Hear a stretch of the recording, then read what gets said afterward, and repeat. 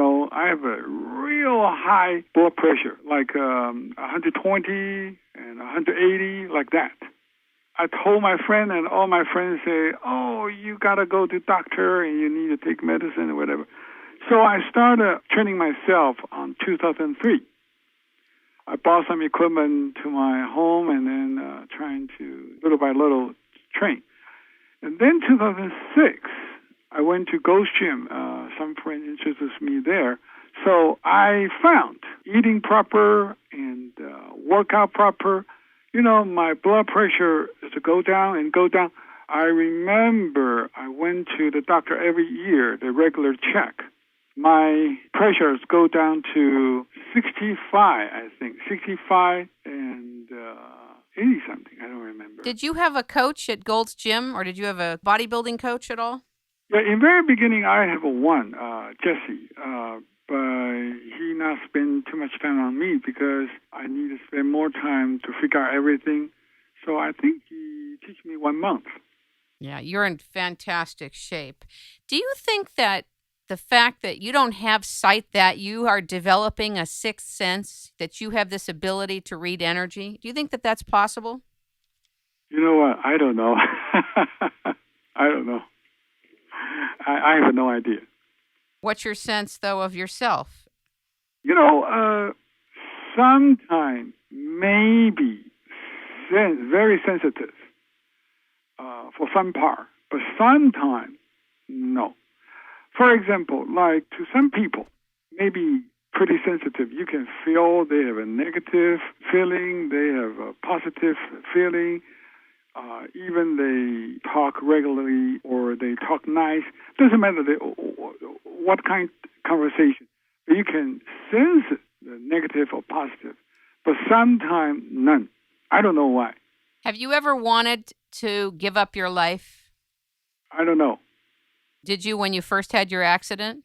The accident is a bad story. I want to say this. A lot of the time, I avoid to think about it.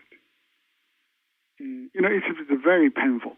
So I will say this to all the people who has good health, even you have a little, problem, maybe a little sick or whatever, trying to avoid everything negative and keep yourself positive.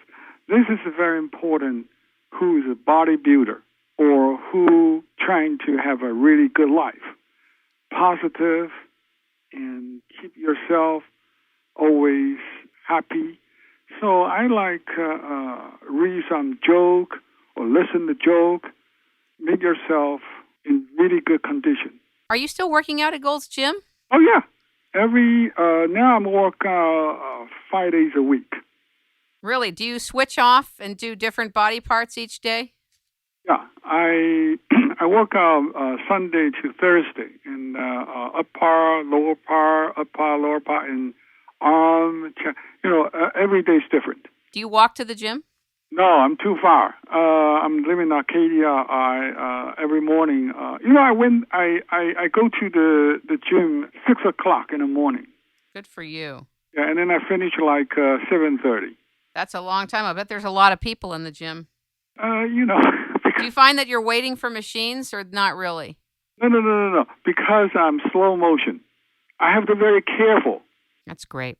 Yeah, you see, when you lost your sight, you need to slow and very careful. Don't hurt yourself.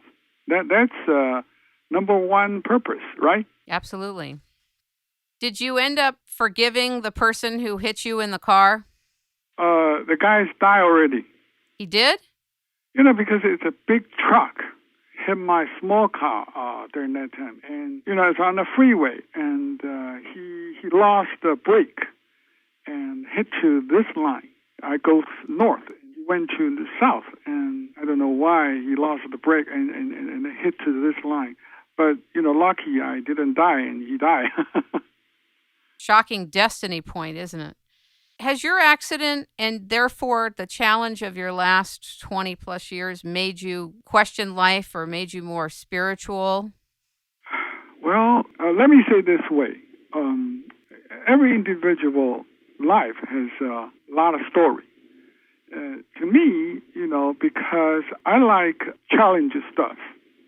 But to me, because this is unexpected. You see, when you turn into blind and turn into disability, everything almost challenge. For example, even you trying to have a cup of water, trying to fold your eyes, how do you know the water is full and not spill out? Absolutely. And how did you put the toothpaste on the toothbrush? You're going to spend maybe 1 month to learn to do this stuff. So everything's challenge. So to me, in very beginning, I told you, it's really frustrating. I even trying to suicide because I lost too much. But now, to me, I think it's a challenge. It's a fun. Sometimes you do something and you're trying to get some result or solve the problem. Just what I said, keep yourself positive and just see this is a game or maybe this is a challenge, trying to get some result.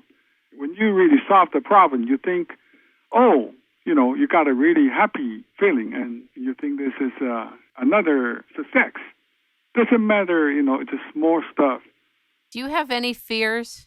Do I have a what? Do you have any fears? Are you afraid of anything? Or do you ever get afraid of anything? Walking around, going out in the public? Afraid everything, I will say yes. Because you're afraid something danger or something maybe hurt you. So that's why you have to be very careful. Slow and careful and make sure everything and then do it. You can say, you don't afraid anything, but it's right. Yes and no. Actually, I afraid everything, so that's why I'm very careful. That's very honest of you. Do you go out socially very much? Not much, because the transportation. If I have an audition, I go out. If I have a meeting or sometimes they have some like a show, event, I go. You do bumpers for radio, don't you? Actually, you know what? Believe or not, I spend like 80% of my time on computer. Wow. Yes. Do you have a lot of friends in Taiwan and China that you're in communication with now? Not really, because I'm trying to, let me say this way, because I have so much thing to do. So I don't want to say I limit my friendship, but I'm pretty wide open. If anyone want to talk to me, if I have time, I will say yes. But, even we go to dinner or lunch, I like people talk to me and listen what their story or tell me something. That's another life, right? Right. What are your dreams now at this time in your life at 50? Dream. I will say if one day I can recover my vision, that's my big dream. Do you think it's possible? Oh, that's another long story. Do you know why I came to America? No. There is a doctor called Dobell.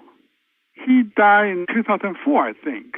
In 1967, he started bionic eye. So if you see, there is a TV show called $7 Million Man. Right. The idea is from him. In 1990, I think, I came to America. I tried to find some information like that. In 2000, I got one people who has that surgery. They using the camera through the computer and then transfer the signal to the brain. And the guy told me what he saw, the image, and described to me how does he walk into the market. But the problem is the resolution is too low, way, way too low. And all of my friends say, wait, just keep waiting until the technology really succeeds. So I'm waiting.